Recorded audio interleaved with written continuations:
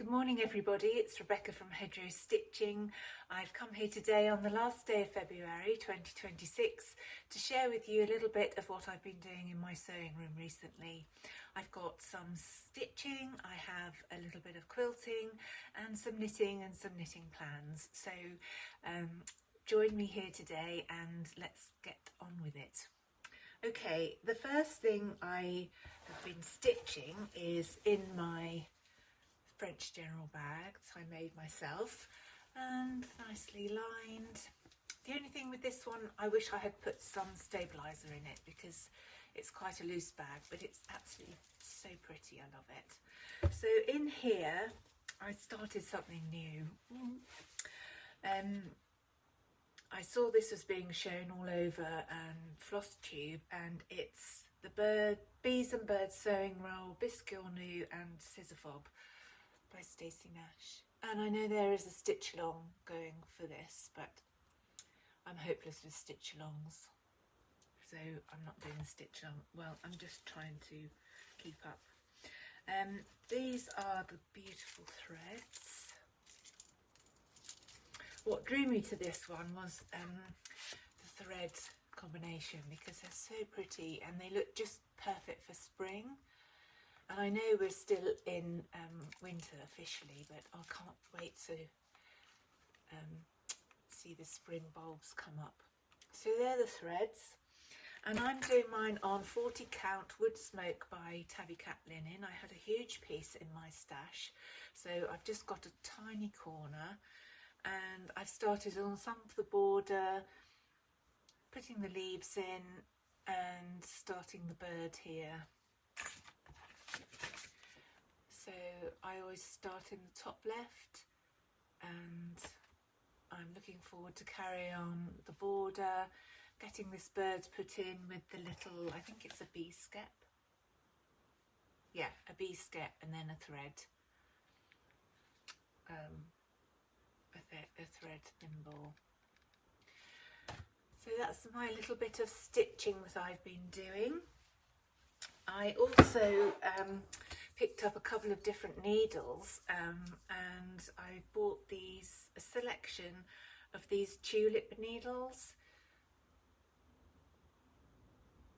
Now these are Quilting in Betweens 13s, which are quite small, and Quilting in Betweens number 10, and also some applique needles. I've got a little bit of applique that I want to start, and I thought I would try out these needles and see what they're like. So stay tuned to see what I think of these needles. I'm going to pop them up there. I've had some new shelves put up in my room, and they're absolutely perfect. I just need to paint the wall where we were marking out where the beams were, so we could get an accurate marking for the shelf, whatever they're called, brackets. So they're looking good. I might paint that a little bit later on this afternoon. Okay, moving on to quilting. I don't think I showed this finished when I was doing it. I did a little red and white thimble quilt. It's just a doll quilt. I didn't measure. I did use a template for the thimbles, and I decided that I would quilt it with a 12 weight thread, which I don't have at the moment, but it's I showed it in my last few videos, and I learned quite a lot from doing this. I started off in a hoop, and I started off with using the templated tape that you can stick on, and I found that was quite restrictive for my hands, and in the end I ripped out what I did with the tape and took it out of the quilting hoop and just held it in my hand and stitched it just freehand. I was worried that my stitches weren't uniform and weren't all the same size, and then I thought, I'm never going to do any quilting if I worry about what my stitches are like. So I decided to just hold it in my hand, use the red 12 weight thread. It was quite thick to pull through the layers, but it does have the effect that I wanted. I think next time I would use a finer thread, although I do like the 12 weight. And after a little while my stitches became more uniform and more of the same size, so it was just practice really. And to be honest, whoever plays with this on the little doll bed that I have is not going to look at my stitches and say, oh dear, they're not very neat. But you've all got to start somewhere, haven't you? And I really love hand quilting and I love handmade things, and it's not going to stop me doing some more. So this is my lovely little red dog quilt. Absolutely love this one. And at the moment it hangs on the edge of my shelf, and I've used these little, I don't know what they're called, these hangers to display it. I will find something a little bit more rustic. I've also been organising a few quilt projects, and last week a friend and I went to the sewing studio in Redruth in Cornwall, and I picked up some beautiful red fabric, which I think you can see here, and I've just ironed that and starched that for a project. And also in my new basket that I picked up locally, I've got a little bit more of the Modus Snow that I'm using for my Irish chain quilt. I have added a few more rows to that, and I've got a few more rows to go, and then I shall get that quilted. So I've been cutting a few pieces for that. But also just before Christmas I bought this Tilda Christmas design quilt, and it all came with the beautiful fabrics, but you had to cut them out. And I spent one morning cutting out all the fabrics ready for sewing together. So they're all labelled and cut out, put on my tray.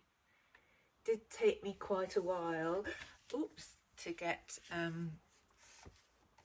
them all cut out, and I did have left over this amount of fabric, so quite a lot of leftover pieces. So with these I'm going to make some more project bags, and I might cut those out this afternoon, make sure I have some lovely Tilda project bags, because I've seen them online and they look so pretty. So they are my next project for sewing together. I think it's just half square triangles and squares and rectangles that make up that quilt, so it should go together pretty quickly, but knowing me, it will take me an age to finish it. Next, I'd like to share two books that I've been enjoying recently. One is a book that I've shared before, and it's on the history of the Spitalfields silk industry. Well, it's actually a portrait of one of the designers, Anna Garthwaite, and this is the book. You can see my labels here. I had to go for an appointment the other day and I took this book and I was so engrossed in it.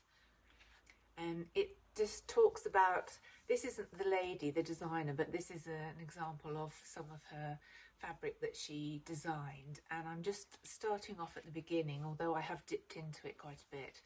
And it tells you of the background of one of the most prolific and famous designers of the Spitalfields silk dresses.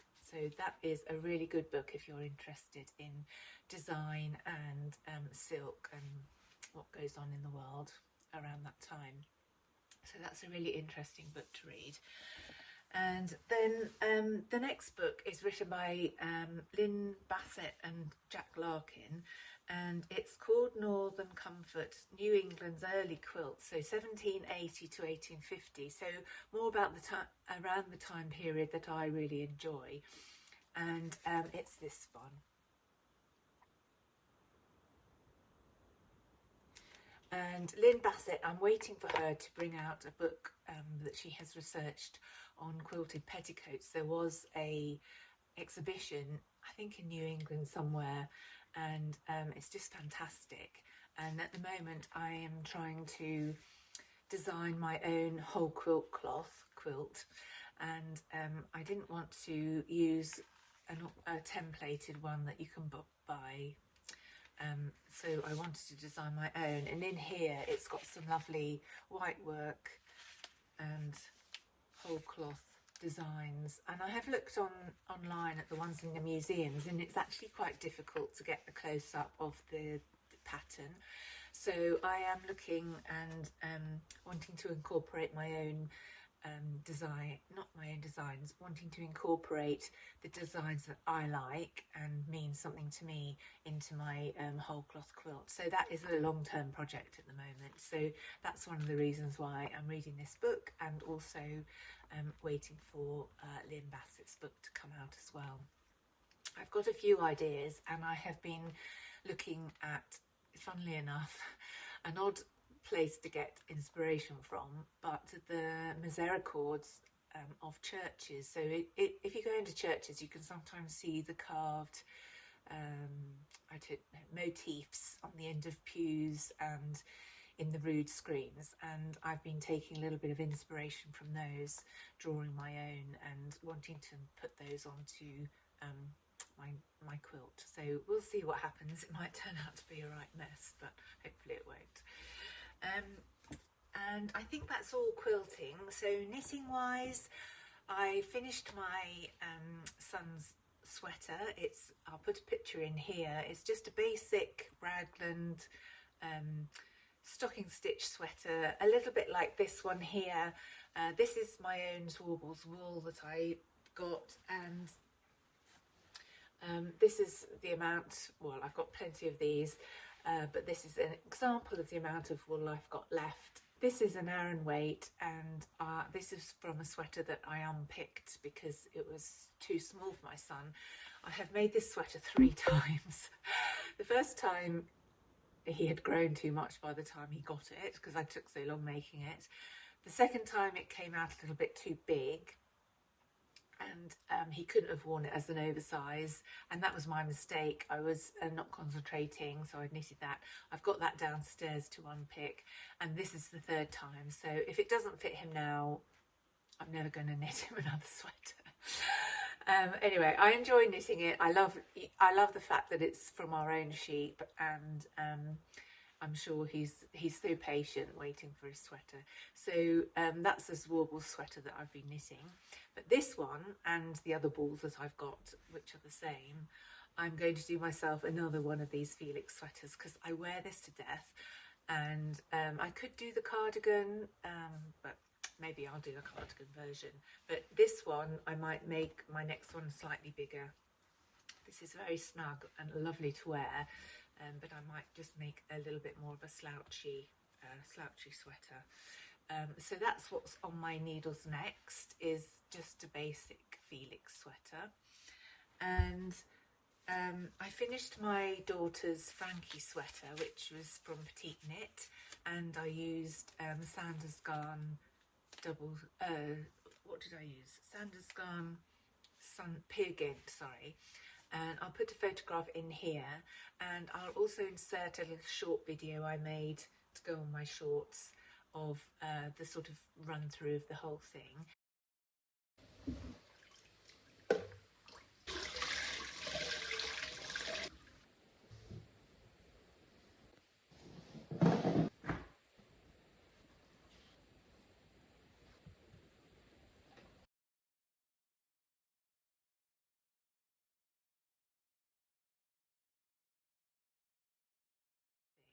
She absolutely adores it. She's worn it a lot. So I finished that sweater, and then I said in my last video I was going to start a fair art sweater, which I have started, but I did the ribbing. I started the ribbing 3 times.